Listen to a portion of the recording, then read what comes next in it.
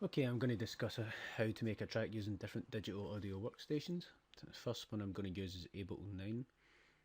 Um, First things first, you need to make sure that your go to audio. I'm using a Focusrite interface. You need to make sure that's in, otherwise you won't hear anything and it just won't work. My MIDI controller I'm going to be using is the Oxygen 3rd generation. It's also making sure that's synced up there so that it will work when you're using MIDI. First thing I'm going to do is I'm going to take audio that I had gotten earlier on from bouncing a track from Logic, using the drum kit on Logic because I think it's a better drum kit. So I have the audio file here. First thing I'm going to do is convert it to a new MIDI track. There's different options. I'm just going to use the transcendent one, unless you've done it bar by bar perfectly, but I haven't. You can see things crossing over here. So I'm going to do it by transcendent, and then okay, it's going to give me a new MIDI track.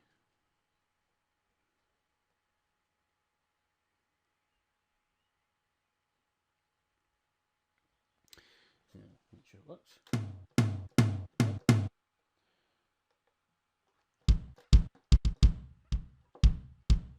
Okay, so what I'm going to do now is I'm just going to delete this, get it out of the way. I'll just delete the whole track. Right.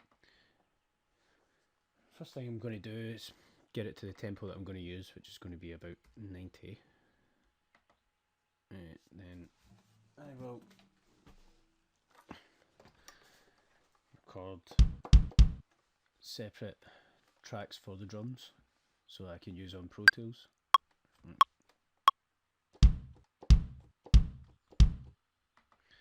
Simple as that. Go in here into the MIDI edit part. It's all just a slightly offbeat, so I'll highlight it all and I'll go into quantize and check the settings. So it's 16th, I'll put it to 8ths just now. And then okay, so that's 2 bars. Beat that. Okay, stop that. Go down here. And then I'll just copy this over here and create a new MIDI track.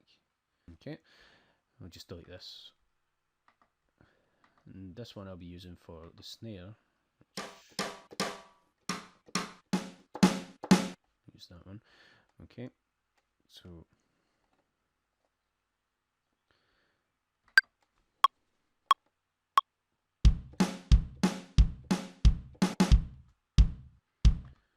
right, okay, I'll go back to the MIDI window. Bring it down to 2 bars. I felt that last one was a bit. Oops. Let's see. Put this into 16ths.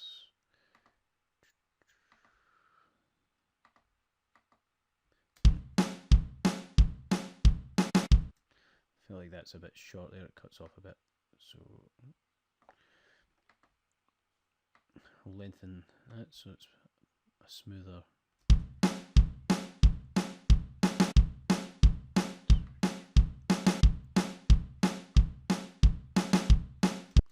Okay, if we play them together, they should be in time. Okay. Next thing I'm going to use, I'll just copy that over again.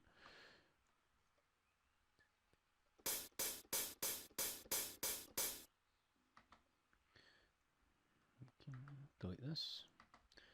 This time I'm going to use a hi-hat. Now I want a sound, let's see. No.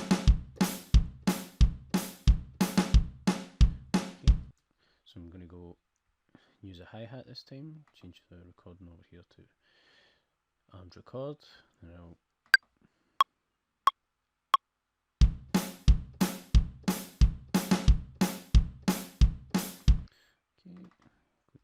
just shorten that to 2 bars. Should be pretty in time. That sounded alright. Yeah, that's okay. Maybe a little bit off on this one, but nothing too bad. I'll just quantize it anyway, make sure it's all in time.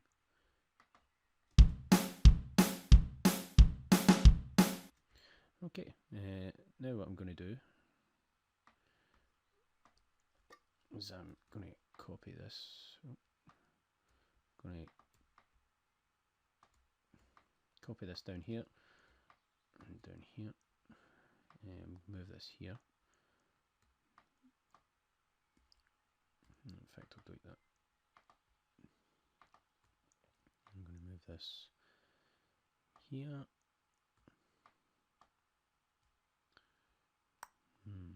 I think I'll take this one down here, copy this here, and take this down. So what I'm going to do now is, using this function, I'm going to record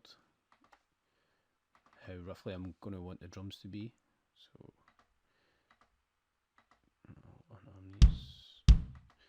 Right, go from the start.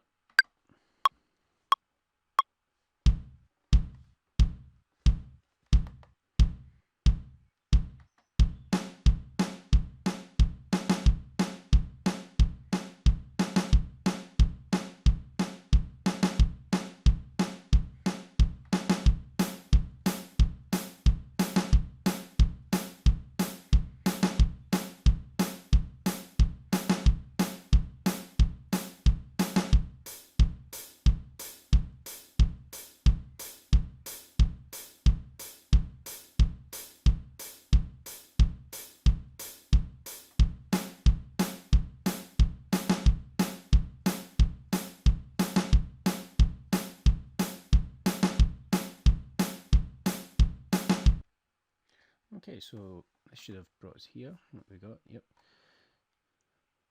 If we take this off, we can hear.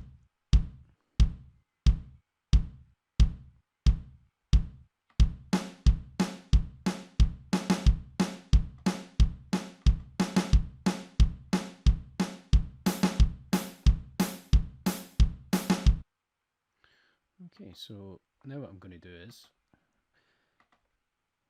I'll save it. Save live set. I'll just save it in documents. College Beat, I'll call it. Save. Okay. Once you've got it saved,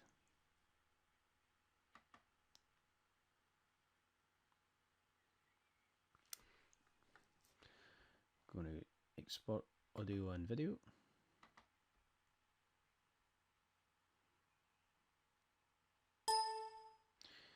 I'm going to export it as all the tracks. You can export it as a master if you want the whole thing to come as one track, but because I'm going to put it in Pro Tools, I'm going to put it as all the tracks. Make sure it's on WAV format. Be using AIFF if you're going to use it on a Mac, but it's pretty much the same format. Make sure it's at the right sample rate, bit depth. Yep. This bit doesn't matter. This would be if you're making a video, but since there's no video in this, this is irrelevant. And we don't want to put it on SoundCloud. So, okay.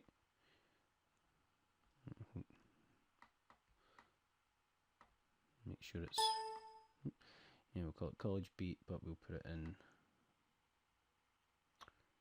desktop. We'll put this into the Pro Tools session. Save as College Beat. Okay.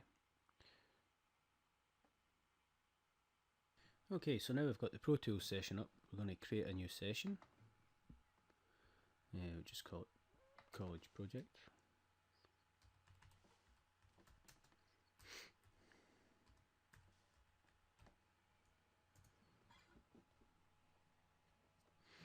Right, we've got Pro Tools up. You're going to want to make sure that you've got your playback engine in, and Focusrite's there. So first thing we're going to do is import audio.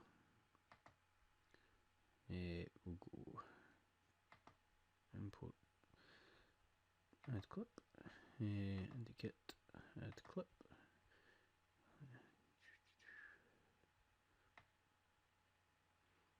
College Beat Indicate Live. There we go. Right.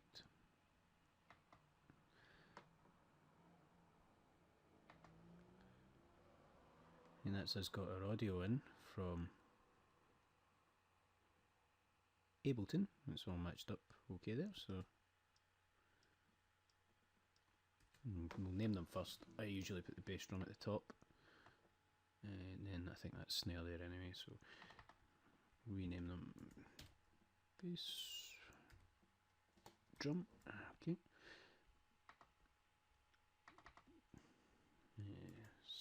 Snare.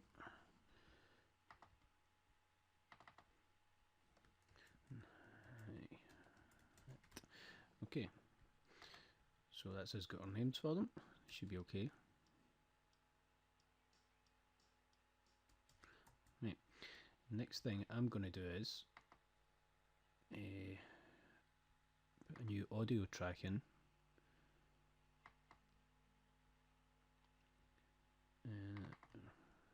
Call it Guitar 1. Then we'll go to our mixing window.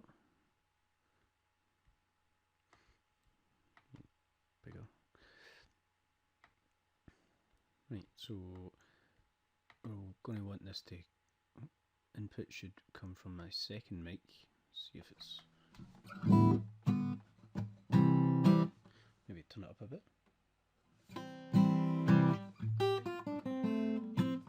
Okay. The mic I'm using is a Shure SM57. I'm using a 58 for the voiceover. Usually I would use two, probably in a near coincident pair, or a coincident pair gives you a better sound, but since I only have 2 ports, I'm only going to use one mic. So first thing you want to do is, I usually mute it so I don't hear what I'm playing, arm record, and then we'll just play in a bit of music, see how it goes.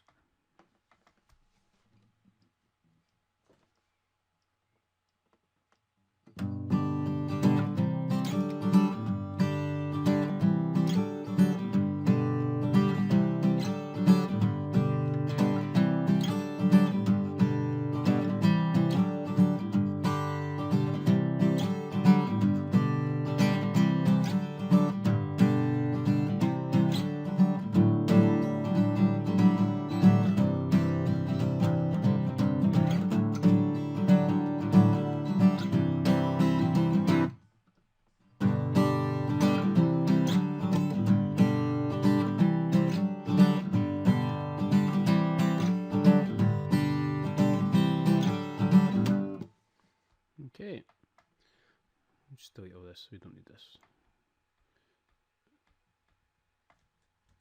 Right, play that back, hear how it sounds. Unmute it and unrecord actually.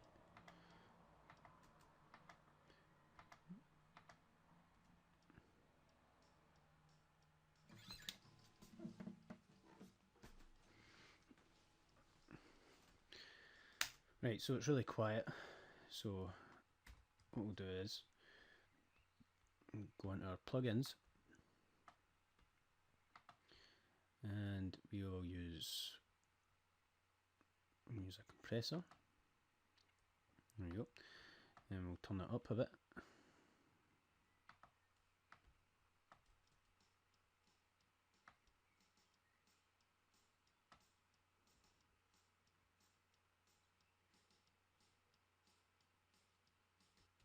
Maybe turn the volumes down a wee bit on the drums, they're a bit overpowering.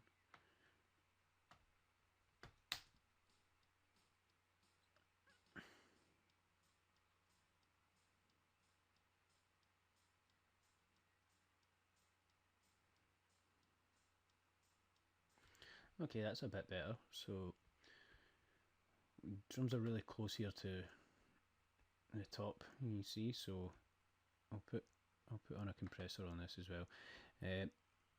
What you can do here is put the compressor ratio up, which basically means for this here, for every time it's, what's the threshold, 0 dB, so bring that down a bit. For every time it's over minus 3 dB, it'll be reduced by the equivalent of 2 in the ratio. So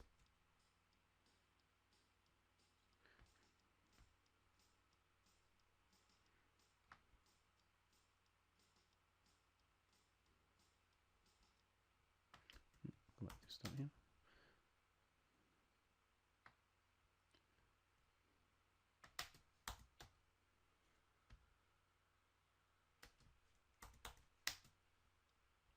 You can see the compression here. It's been brought down a bit, so that's good. Just do the same with the snare. See that?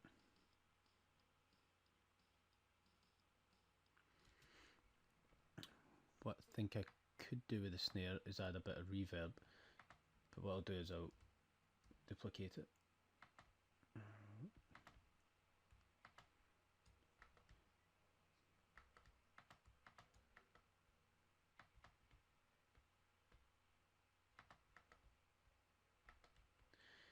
I'll duplicate the snare, just all the same settings.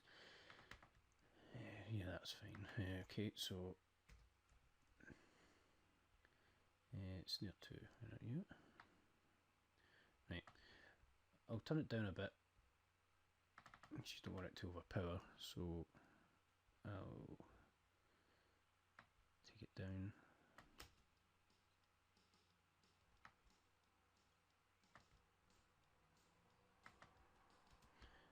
I'm going to add a bit of reverb, just a little bit, don't overpower it.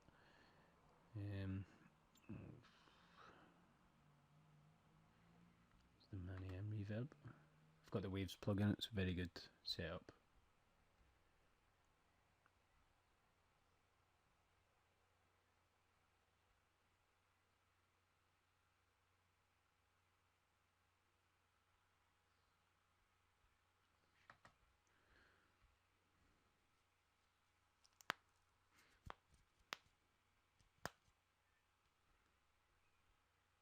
Okay, now I've got the reverb up, so it's at max, which will be far too much, so see how it sounds. Just adjust it accordingly.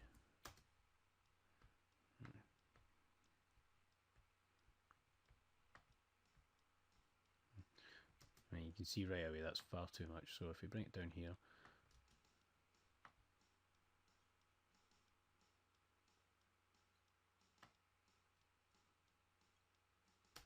yeah, that's good, I like that, it's a bit better. So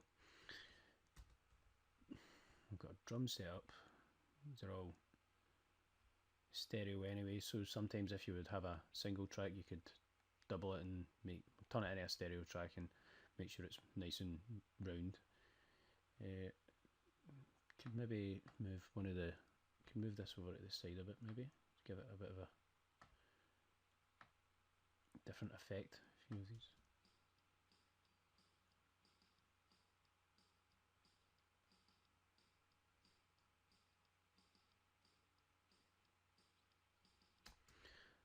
Okay, maybe if you want to go into EQ and you can change the, depending on how you want it to sound. If a guitar, if you just solo it here, you'll hear it's already fairly bassy, so you can put it up a little bit in the higher end and you get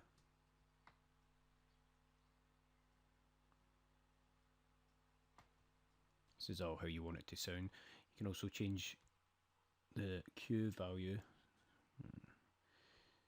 here, so you can make it a lot more specific to how you want it to sound and move around here.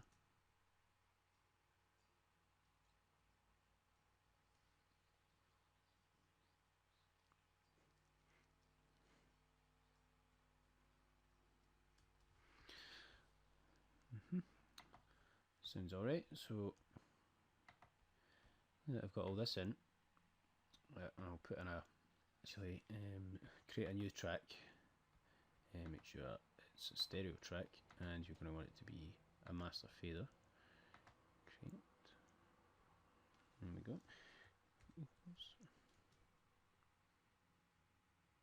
That's at the end there. Right.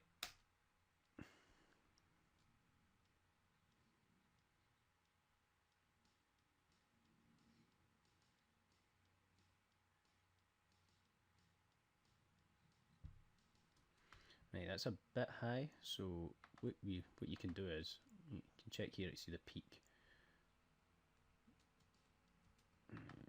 which right now is -52, but as soon as you play, which is too high, it's clipped there, so what you can do is turn it down a bit.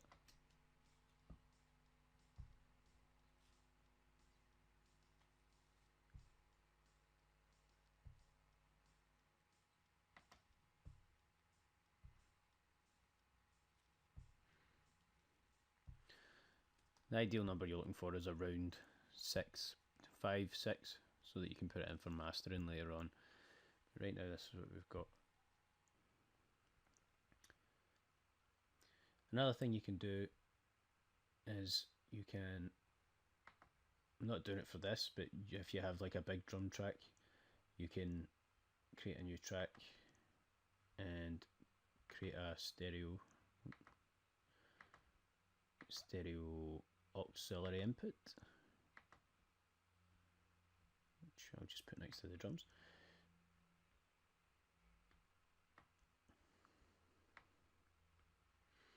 The way this works is you'll set it up so that you can have your output going to 1 and 2 in the head, which is here, or you can also have it going to, oh, you make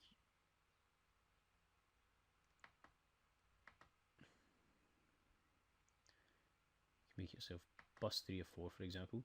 You can have your output going to bus 3 or 4. There we go.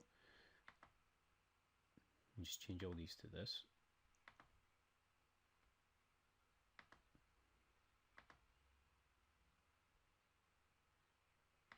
And what this does is it sends signal from here, instead of going straight from here to the master, it goes through the auxiliary. So, oh, no output. Oops. Make sure the output's going. So what's happening here is the signals from this is going into the auxiliary, which is then going through this. We've not put anything in it yet, but once you've done that, and then it sends it out to the master fader. So if you were to like mute this, for example, you would have no drums because it's going through this first. What you can do is you can maybe put an overall EQ or whatever on the drums, and maybe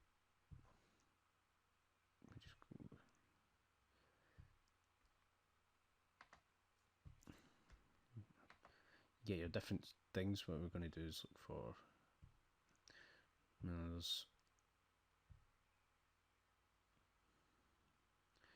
drums in general, so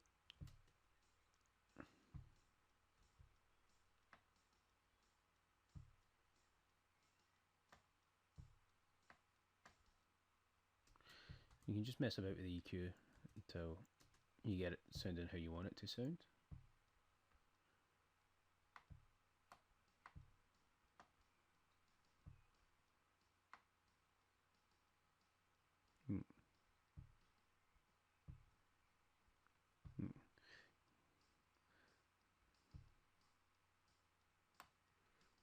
There's different ways to mess about with it to get the sound that you're trying to hear overall, but it's a good way to check your levels before it goes into the master fader, which actually we'll probably be able to turn up now if I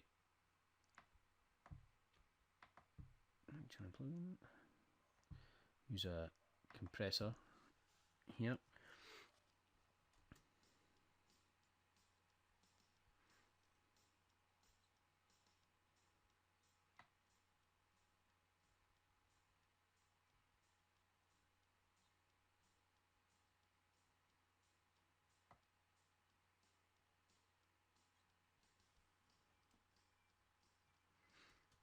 So we've got a good level coming out of that.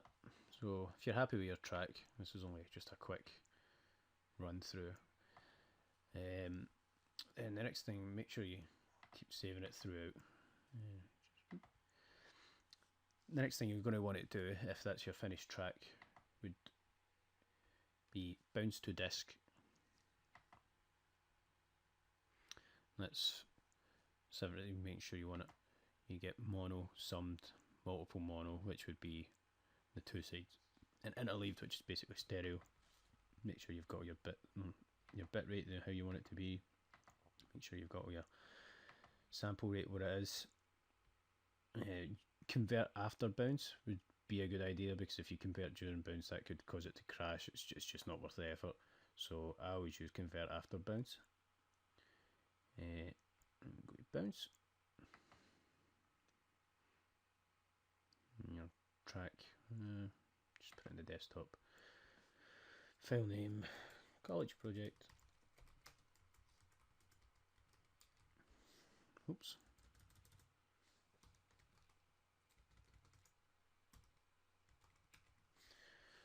Okay, save, and then it's only 50 seconds long. I'll just bounce down.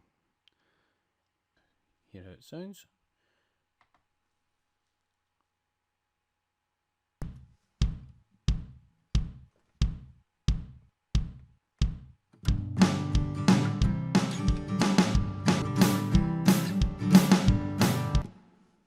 Okay, there we go.